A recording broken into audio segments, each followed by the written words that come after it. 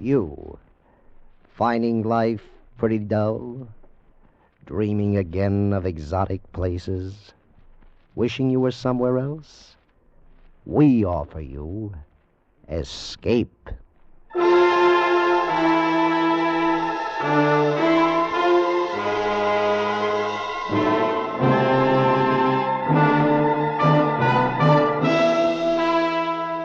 Escape, designed to free you from the four walls of today for a half hour of high adventure.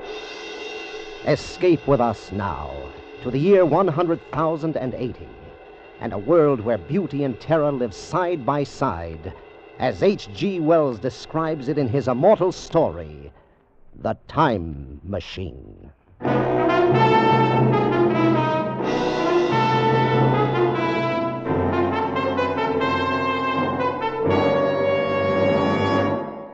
Dudley, you must be mad.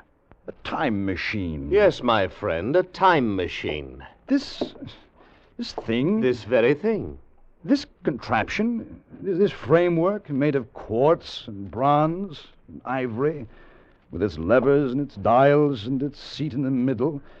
This is the result of 3 years' hard work.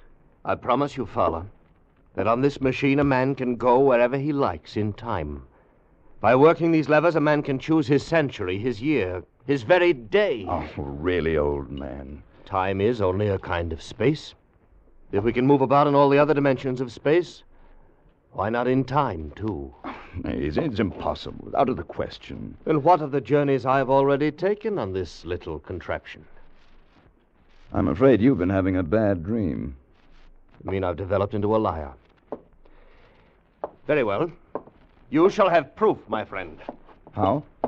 Just climb on, Fowler. Sit in the seat beside me, face these ivory dials, and I'll take you for a little spin. Well, you mean right now? Right now. Well, just, in case this thing should take off like the Flying Red Horse, are there any, Any preparations? No, Fowler, no. You won't need any luggage on this trip, not even a toothbrush.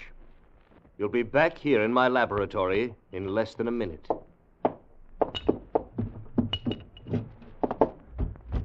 All right. I'm on. Now what? Hold tight. It sways a good deal. I'd hate to lose you. I can't be frightened, Dudley. Then you're braver than I am. Tell me, what time is it? It's just 12 noon. Before we start, I want to adjust this control a bit. Is everything shipshape? Tell me, did you notice anything just then? Only a noise, a humming noise, nothing else. And what time is it? You just asked me, old man. It's 12. Well, that's odd. What? My watch says 11 o'clock. I could have sworn it was noon a moment ago. There must be something wrong with it. It's only that I touched the lever to test it, and we've gone forward a full day. 23 hours, at any rate. Yes, but Dudley...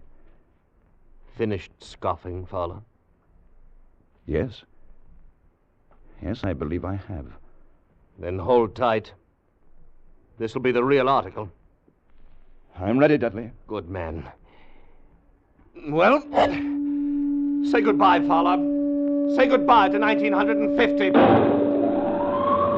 We went off with a shattering jar, with the machine swaying under us. The walls of Dr. Dudley's laboratory suddenly fell away, and night was speeding after day like the flapping of a black wing. I saw the sun hopping across the sky, leaping swiftly across it every second, and every second marking a day. I saw the moon spinning through her quarters like a ball, from new to full, all in the twinkling of an eye. Trees grew and blossomed like puffs of smoke, and then passed away. And all the while we were going faster. Now our pace was a year a second, so that second by second the white snow flashed across the world, and was followed by the bright, brief spring. And still we went on, into the future. How do you feel, Fowler? Very weak, very dizzy. Don't let go, don't fall off. Where are we? How far have we come? We're in 100,050, and 60, and 70. That's enough! Stop it, Dudley! I can't stand anymore! Stop it!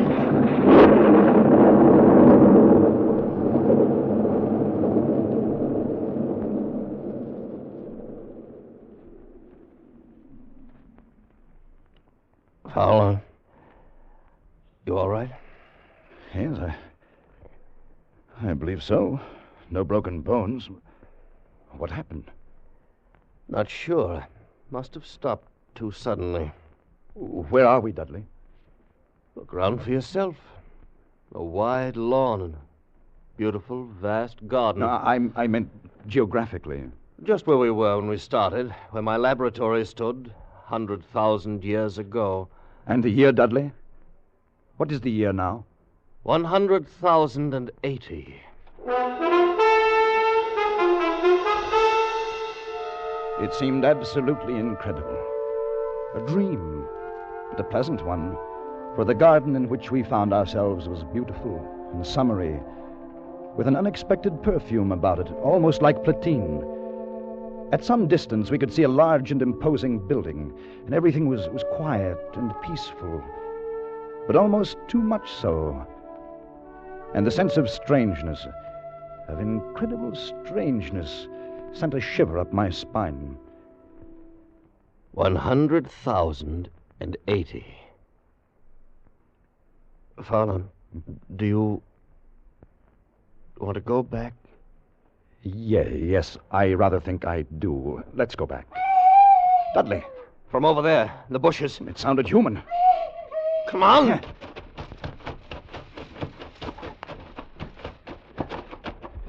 Why, it's a child. Seems to be a very small girl. There's been a beast here of some kind struggled with. Look at the marks in her arms. Now, my dear, you'll be all right now. You won't be harmed. Of course, you won't understand English. Motioning us to go with her. Yeah. What about the animal? Did you see it? No, not a glimpse. Too fast for us. Perhaps we'd better go back, Dudley. The girl seems to be all right now. Leave her like this? Yes, I've had enough. Well, they haven't, old man. Because they're here. All around us. They had crept up on soundless feet to surround us. The little people of this era. And the girl we'd saved was not a child, but a full-grown woman. For they all stood 4 feet high, dressed in simple tunics. Beautiful creatures, but terribly frail, with a plump, soft kind of frailty. They were like eerie figures in a dream, and all we could hear was the rustling of their clothes as they surged happily around us, their faces wreathed in smiles. Why, they're not savage at all. They're very loving and gentle little people. Yes. There's something terribly wrong with them. How do you mean? Seem to have the minds of 5-year-olds. Well, how do you expect them to be? Far ahead of us, of course, incredibly ahead of us in knowledge and in science. Look at them. Children. But they seem happy in this huge garden of theirs. Dudley, I've changed my mind. Let's stay. Maybe we shall enjoy spending a few days with our little friends. The little people led us home into their valley. They lived in colossal buildings, sleeping all together in one huge hall, eating in another, playing and frolicking together in the sunshine. And we lived with them for days in utter contentment. One afternoon, Dudley and I walked along the banks of the great river. Little people all wear the same clothes, the same soft, hairless skin, same feminine roundness of limbs. Yes. I wonder if it's because they're vegetarians. They're vegetarians because they have to be. You haven't run across any horses or dogs, cattle of any kind, have you? No, now that you mention it. With good reason. All extinct by now. Just as the dinosaur is with us. Dudley, there's something strange here. Something hidden away and silent here in the year 100,080. Felt the same way. I've taken the precaution of removing the control levers of the time machine, putting a master padlock on the main switches. Oh. Don't much fancy the idea of someone riding away with it into another century and leaving us here for the rest of our lives. Dudley, do you know where we are? Yes, this is where we landed. I thought so. But I wasn't sure. What did you ask? What's happened to the machine? What? But they've taken it away. They've stolen it. This is where it was. It's right here. Look! Follow the tracks. Here where they've dragged it. Over here. Come along. Down this path. Look. Right there. The monument. Those are brass doors in the base. Oh, they're locked. The machine, it must be in there, Yes. inside. We must get it. Break down the door. How? How can we? Here, use the levers. All right, try. It's more. No, it's no good, Dudley. They're solid. We'll never break through. Never. No. Never. We can't You mean break through here. stay here all our Try lives? again. You mean never go home again? Must open the machine. No. Time machine.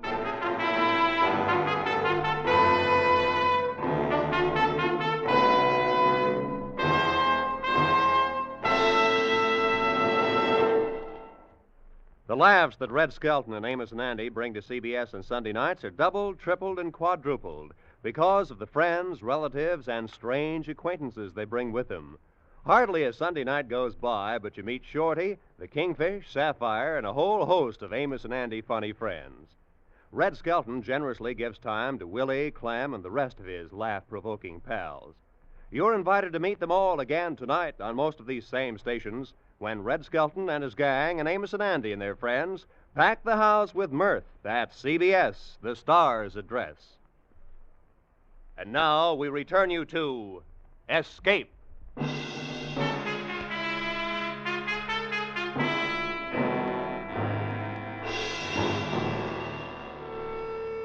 We were caught in the year 100,080. The time machine was gone. The brass doors of the monument held. Our retreat was cut off, the thin line by which we could make our way back home, back to our own time and our own people, back to 1950. We had no way of communicating with the little people, of asking what they had done with the machine or how to get it back. There was nothing hostile in their attitude. They were more like simple, wandering children.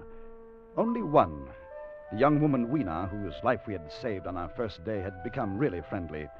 She went with us wherever we walked and brought us presents of garlands, of flowers, slept near us at night in the hall, and we in turn had taught her a few words of English. Now we redoubled our efforts, like men racing against a clock, so that we might speak to her and discover the secret of our immense loss. We were talking to her one night after the others had gone to sleep.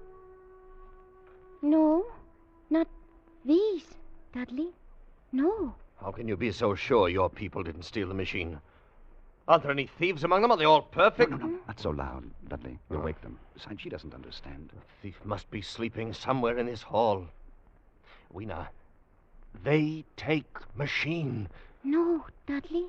No. Who then? Who? We are friends. Yes. We must have machine. Yes, Dudley. Yes. Who took machine?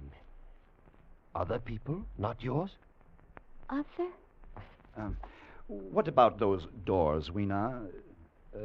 Doors open. No. Weena, machine in there must open. No, not open.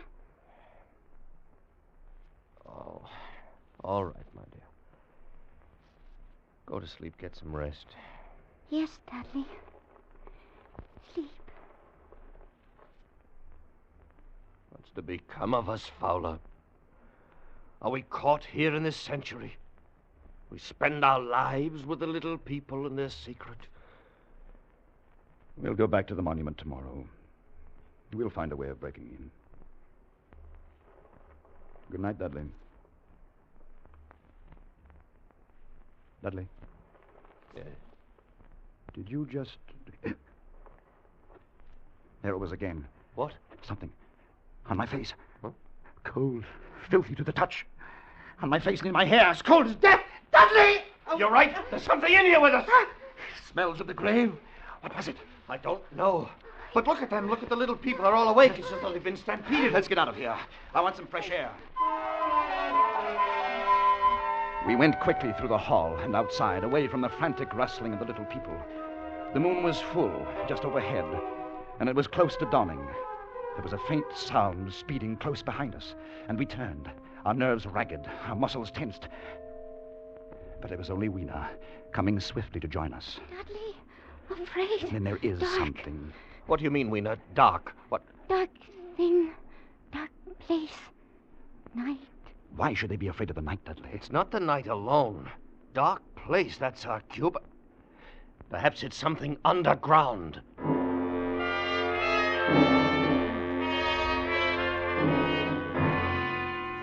It was another day. We had wandered into a lovely wooded place about a mile from the community. And suddenly Weena screamed. Father! We stopped short. A pair of glaring eyes were fixed upon us. As we stood there, petrified, the thing, a little ape-like figure, rushed across our path and disappeared in a clearing about 30 yards away. What was it? I couldn't see it too well. It seemed to be a dull white with white hair on its head and down its back. It looked like a small ape. It was running on all fours, with its arms held very low. Weena, what was it? Morlocks. Morlocks. Who are the Morlocks? What are they? Weena, tell me. No. Let's go over there and see where it disappeared. Come along, Fowler. In the clearing, we found a round, well-like opening. Dudley and I leaned over and looked down a deep shaft. A small white creature was retreating down a ladder in the well, like a human spider, its large, bright eyes watching me as it went swiftly down. Then it disappeared in the shaft. Fowler, did you see it? Like an ape. Yes, but also like a man. So there are two species of men in this world. Yes. The little people above the ground and this obscene thing, this bleached monster below. That white look, common to animals that live in the dark. Like huge rats, like worms that are cold to the touch. I know, because they've touched Fowler, me. you can feel the air being sucked down into this shaft. Yes. The earth must be tunneled enormously here under our feet. These monsters must live in the tunnels. I think we know now who stole our time machine. Yes. Then we'll go down and have a look. No, not go. Why not, go. Weena? Morlocks, you never come back. We must have our machine, my dear. You wait for us here. No. And so we went down, our heels ringing on the small metallic bars that were meant for creatures so much smaller than us. Down we climbed. Down. Ever in darkness. Down, it seemed, into the center of the earth, into the core of the world. How much longer? Won't know until we reach bottom. Can't be much further. Do you hear that? Like machinery. We're almost there. Well, thank heaven for that. All right, Fowler, I'm on the bottom. Come along, just a few more steps. Now, give me your hand, Fowler. Good. Yeah. Good. We're here. Yes, in the land of the Morlocks. Do you have a match?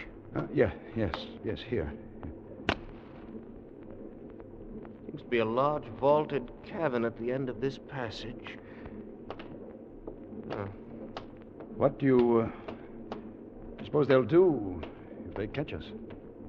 I've no idea. Better take care not to be caught. Another match. That throbbing noise. Probably their ventilating system pumping the air down. There must be thousands upon thousands of these Morlocks living under the earth. We haven't seen any yet, except for our friend who came down ahead of us. Why do you suppose they wanted our time machine? I think they wanted us, not the machine. And we've come to them. We must. It's our only chance. Fowler, if that noise does come from air pumps... Yeah? Why is it so stuffy here, so oppressive? Dudley. It's that smell. Blood. Light another match. Dudley. Look. Straight ahead. On the white metal table. Set for a meal. Yes. With a small haunch. Meat. We know that the cattle are extinct. Then, what do they feed on, these Morlocks? Don't you know? Yes, I know. Oh. Another match? Yes, here. Oh, Dudley, I have no more. I've used our last match. Oh. All right, we'll have to go back then. We know the secret now, anyway. These Morlocks living here, underground, are the masters of this age. And our friends up above, fatted cattle, fed by the Morlocks, clothed, supplied, and housed until the day when they're cut out of the herd and brought underground as food. This is the future you're looking at. This is what we men of the 20th century shall come to. Dudley! What is it? I felt hands. Cold hands. Take one of these levers. Yes, give it. Use it as a weapon. Lash out. Against this wall, Fowler, here beside me. They're moving in. Fight them. Use the lever, man. Use the lever. Gardner, they're all around us. This way. Fowler, this way. Back this way. We went back in that evil darkness, fighting every step as we went. By my side. Back to those projecting bars, kicking and clawing ourselves loose from their pallid, grasping hands. And climbing up again, up toward daylight and freedom, away from their stench and the eagerness of their icy hands.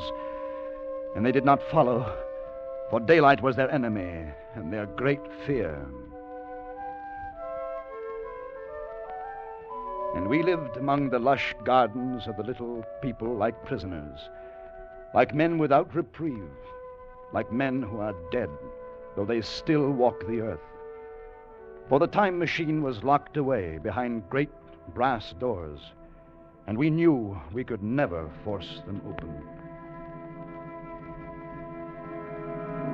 Then one day, Weena told us of an old building, an ancient sagging structure that had survived through many ages and was filled with many curious objects. A museum, that's what it must be. A museum, Fowler.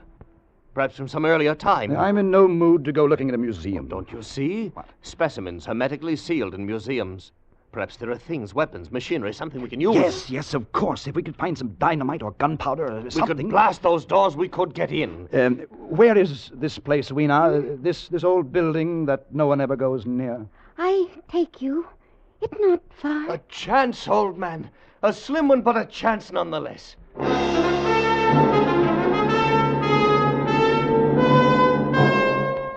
All day we wandered through the great ruined halls. The building had been deserted, unused for perhaps a century. The childlike men of that time had long since ceased to care about anything but their own personal comforts. It was late afternoon and growing dark when we came upon the chemical section. We had found nothing useful to us until then, and now came the worst disappointment of all. And it's dust. All of it. Been dust for centuries. Another dead end. It's hopeless. We were out of our heads to hope that nitrates would retain their form for 100,000 years. We go now? There's nothing here. Oh, wait just a moment. Something in this case. Well, you can break it with your lever. Stand back a little. All right. Box of matches. Hermetically sealed. Now, wait, let me see. Well, they're perfect. But they're not even damp. What shall we do with them? Burn down those brass doors? Well, you'd better keep them. You can't tell. Fowler. What? On the floor, you see them? Where? Small, narrow footprints leading away into the darkness at the end of this gallery. Dudley! We'd better go. Pick Queen up and carry her. We'll have to run for it. Now, don't be frightened, my dear. It'll be all right. Go on, run! We came out of the gloom of that place into the deeper gloom of dusk. And suddenly we saw. We were trapped. All around us were the Morlocks. They were there by the thousand, surrounding us, and coming closer in a long, even line of deathly white, their eyes blinking in the half-light, their tiny mouths alive with appetite. Fowler, the matches! I have them. Just like a fire. Here, please, here. Hurry, man, the forest is dry. Hurry, man. We'll have an inferno here in a minute. Our little friends don't like light or heat. The fire leaped high to the heavens, and the countryside was ablaze. The Morlocks turned in fear, blinded by the glare. Some of them blundered into the middle of the raging flames, and the rest faded away like a fog. Dudley had left a narrow passageway for our retreat, and we fled down a long corridor of leaping flames and blistering heat. We fled to safety toward the community of the little people. As we ran, we passed the huge monument with its great bronze doors that were locked tight in our time machine. And suddenly, in the glare of the distant fires, we saw something that stopped us short. They're open! Fowler, the doors are open! No, not go in. Dudley, no. It's a trap. They're there waiting for us inside. Waiting or not, we're going in. Dudley, it's suicide. It'll take me 1 minute to screw the levers on again, then I touch them and we're away. All right, I'll try to give you your 1 minute. Good boy. No, go. Not leave me. No, you, my dear, you hold tight around my neck. You're coming home with us. All right, let's go. We're in. Look, the machine, they haven't harmed it. I don't see them yet. Come on now, quickly. The doors, Dudley. They're closed. Get in the seat. I'll be ready in a moment. I waited for the hum that would signal our departure. And there in the darkness, the Morlocks were finally upon us. Cold, persistent fingers swarmed over my body, tugging at me, sucking me away from the machine. I held tight to Weena as a man holds fast to life, tried to kick them away with my feet. Hurry, Dudley, hurry! Let's see to get these levers quickly or we're done. One more turn and it's in. There, Fowler, we're away, we're gone. Yes, we made it. Are you all right? I'm all right. Good. And Weena? Weena isn't with us. What happened? They tore her from my hands at the last minute. They got her. I tried to save her, but I couldn't. I still have a piece of her tunic here in my fist. Little piece of her tunic, Dudley. Nothing else.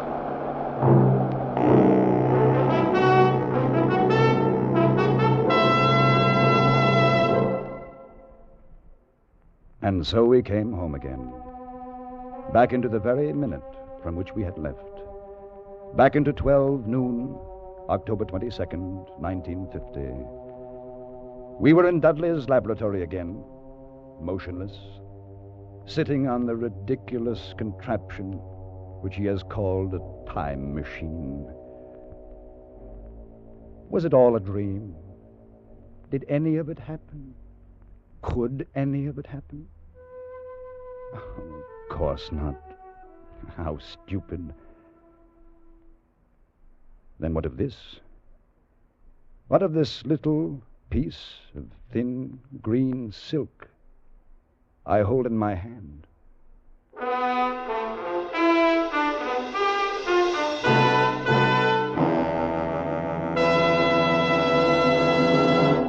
Escape is produced and directed by Norman MacDonald. Today we have brought you The Time Machine by H.G. Wells, adapted for radio by Irving Ravitch, and starring John Daner as Fowler and Larry Dobkin as Dudley, with Georgia Ellis as Weena. The special music for Escape was arranged and played by Ivan Ditmars. Next week, escape with us to a small fishing boat off the California coast and a night of terror and death at the hands of a brilliant madman, as Bud A. Nelson tells it in his exciting story, 7 Hours to Freedom.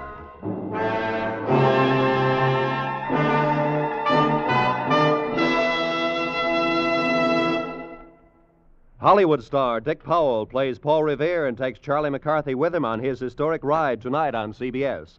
Charlie's flunked his history course, so Bergen has asked Dick Powell to help him out. The historic ride becomes hysteric as Charlie, Bergen, and Dick try to reenact the famous ride. Listen tonight on most of these same CBS stations. Stay tuned now for Make Believe Town. This is Roy Rowan speaking. This is CBS, the Columbia Broadcasting System.